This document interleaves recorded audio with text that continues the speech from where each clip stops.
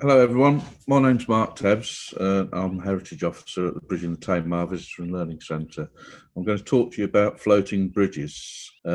It's hard to believe that almost 30 years prior to Brunel's Royal Albert Bridge being built, the Saltash Bridge, that an innovative and new technology was carrying passengers and goods across the River Tamar. And it's highlighted there in the red box, Rendel's second floating bridge. And this is during the construction of the Royal Albert Bridge. We must also remember that it's 130 years before you could actually cross from Plymouth to Cornwall by a fixed road. The alternative was a long journey up to a place called Gunny's Lake, up the Tamar, over a 15th century pack horse bridge, single track, which is still in use today, and it's the diversionary route if the Tamar Bridge is ever closed. So I'm going to talk about the floating bridges of James Meadows Rendel here at Saltash and downstream about 3 miles as the crow flies at Tor Point. When I was asked if I'd give a talk and decided that I'd give a talk on floating bridges, you might be surprised to learn that the first thing I considered was, what is a floating bridge? Because as an ex-Tor Point ferryman, I'd often heard the term floating bridge in relation to the ferry, but it's more commonly known as a chain ferry. And Tor Point lays claim to being the largest chain ferry operation in the world.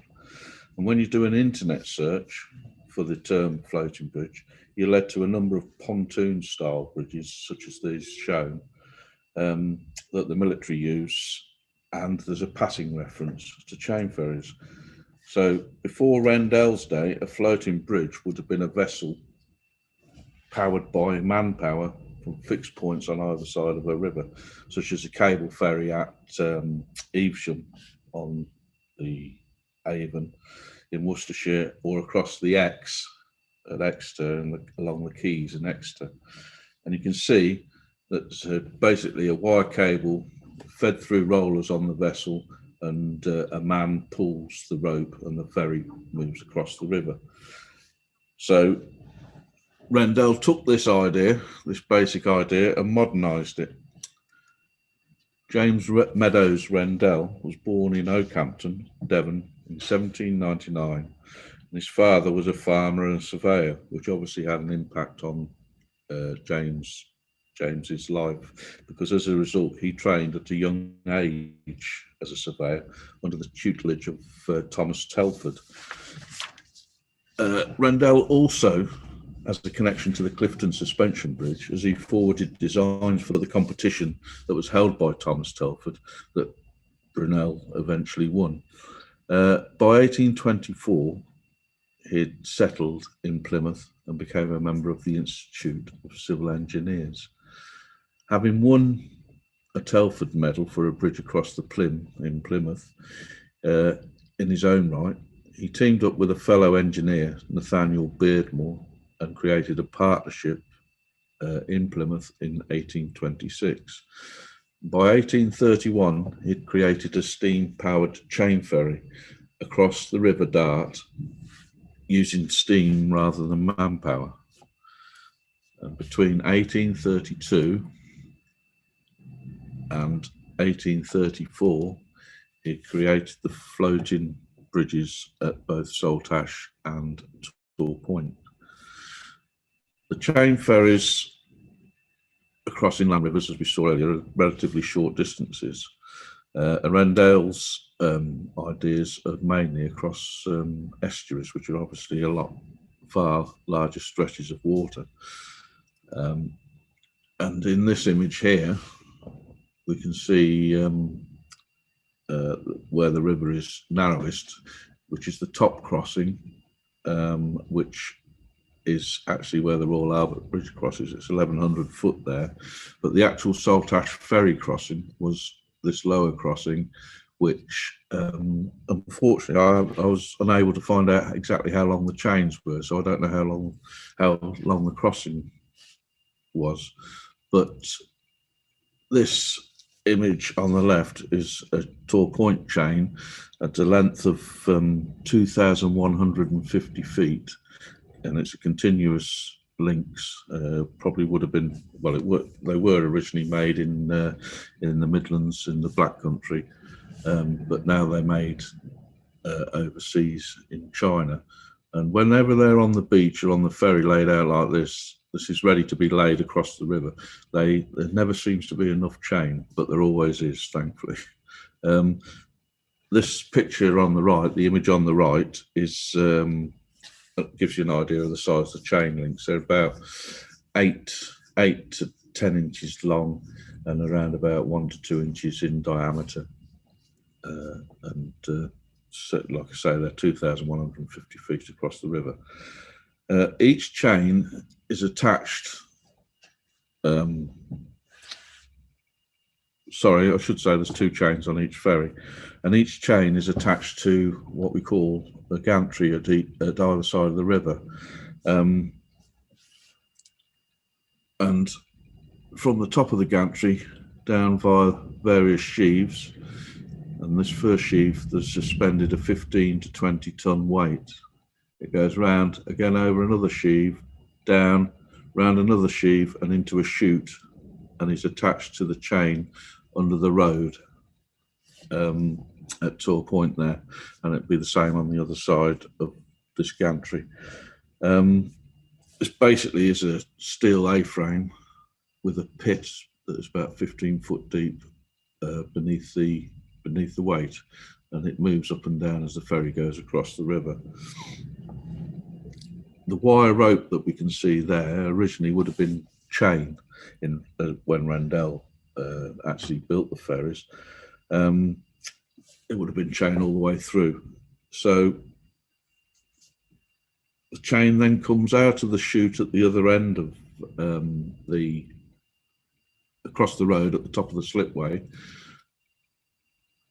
and then it goes through the ferry, and this is one of the original ferries, and it will come up over this first sheave. And I'm sorry about the quality of the photocopy, it's not going downhill, that's my poor photocopying. And it goes over the first sheave, across the chain wheel, and then over the second sheave, and the chain drops down into the river and lays on the riverbed right across the river. Obviously at Plymouth, we're a naval port, and Royal Navy need to use the river. They have control of the river, and they need access up to this day. The latest ferries, the new ferries, if I remember rightly, have 4 of these sheaves between the end of the ferry and the chain wheel, and the chain goes up, over and under as it goes over, and then goes over the chain wheel and out the other side over another 4 sheaves. The chain, when it gets to the other side of the river, goes up the bank and goes into a gantry on the Devonport side, into the gantry in the same manner as it does on the Tor Point side, and via a series of sheaves is attached to a 15 to 20 ton weight. And this principle hasn't changed since Rendel's day. It's exactly the same. Obviously, the ferries have improved and that's different, but the actual principle is exactly the same. The system at Saltash was slightly different. It was very similar, except for the fact that the chain went up a pipe, over a sheave, and into a pit rather than into a gantry. So they had deep pits under the road in Saltash. This picture shows the chain wheel. The ferry was originally, would have in Rendel's day, was obviously driven by steam engine, which drove a shaft which ran across the ferry via gearboxes attached to the chain wheels, which we can see there.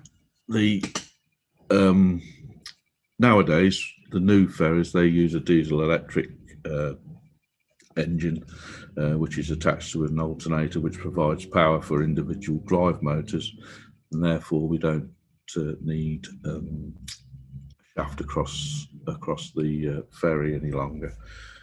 And the chain wheel is like an inverted bicycle sprocket, and the chain simply, as you can see on the picture on the right, sits in the wheel, and it's shaped to take the chain, and the chain is picked up by the indentations in the chain wheel, rather than like a bicycle wheel that sits on top of the sprocket.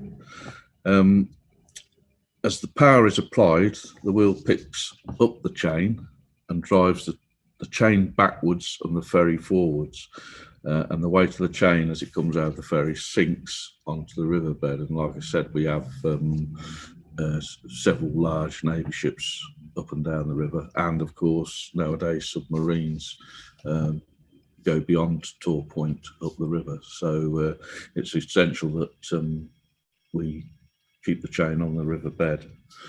The first steam ferry at Saltash, as we saw earlier, began at the end of 1832, and according to the local newspapers, it crossed the river in around about 4.5 minutes.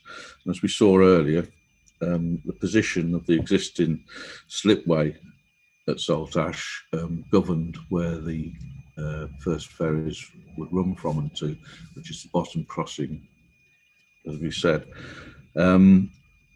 It's the top crossing there is where the Royal Albert Bridge is sited now. I know it's obviously pure conjecture, but it'd be interesting to imagine what might have happened had the ferry been in that position rather than the position that it's in, because the actual ferry slipway is directly under the Royal Albert Bridge. So I think one of the main piers for the or the land piers for the Royal Albert Bridge is just off the slipway, only just. So by 1834, Tor Point was operating their floating bridge, which obviously would have had an impact on the trade at Saltash. And then in 1835, the first ferry at Saltash broke down and was beyond repair, which meant that the service had to revert back to the old style of oar-propelled horse boats, which was basically a rowing boat with a pontoon for horses and carts, and rowed across the river. And this, of course, gave Tor Point the upper hand, as they were now running 2 ferries. Ferry 2, which we saw at the beginning, began service in 1851 and was obviously, as the Royal Albert Bridge was being built, which was completed in 1859. There's 7 ferries altogether, and from 1911, what they did was there was a ferry on in reserve, and they'd swap them over as needs be. And these images are showing where the chain at Saltash went under the river, and you can see in the left-hand side picture that's the land pier or one of the land piers for the Royal Albert Bridge, and I think the first main pier is just to the right of the picture. And you can see it actually goes into pipework. This pipework would extend backwards, and there'd be a big pit somewhere beyond that with the weight on, and you can probably see it a little bit clearer on the other side as the chain goes into the tube. And following the Tamar Bridge Act of 1957, the fate of the Saltash ferry was decided with the dawn of the new proposed road bridge. And although the new company became the Tamar Bridge and Tor Point Ferry Joint Committee. So the bridge, they got rid of the Saltash ferry and brought the Tor Point ferry into the fold. And on the very day that the Tamar Bridge opened, the Saltash ferry ceased to exist. Tor Point, the first ferry at Tor Point ran in 1834, and by 1836 there were 2 ferries, one in use, and every month they swapped them round so that the one in use could be maintained. And it's the first ferry could carry the equivalent of 6 modern day cars. If we compare this with the current ferries, which the picture on the right is, and there's 3 of them in service, and at peak times we run a 3 ferry service on a 10-minute timetable. It takes about 7.5 minutes to get across the river. They can carry up to 75 vehicles, and there's a facility for a blue light crossing. So obviously if there's an emergency we can speed up the crossing time. I think it's about 4.5 minutes on a blue light crossing. The ferry at Tor Point originally, and it still is part of the national road network. Originally it was designated as the A38, so obviously that was the main route into Cornwall at the time, as the A38 is today. But however, once the road bridge was completed and the new Devon Expressway, the new A38, the current A38 was completed, the designations were reversed. So the old road for the Saltash ferry was the A374, which is now the road from Tor Point out back onto the A38 at the other end, further into Cornwall. Basic principle of Rendel's floating bridge remains, and it is in use today. And as I said earlier, the Tor Point ferry is believed to be the largest chain ferry organisation in the world, which is a great testament to Rendel's original design, which essentially this ferry on the right here is using to this day.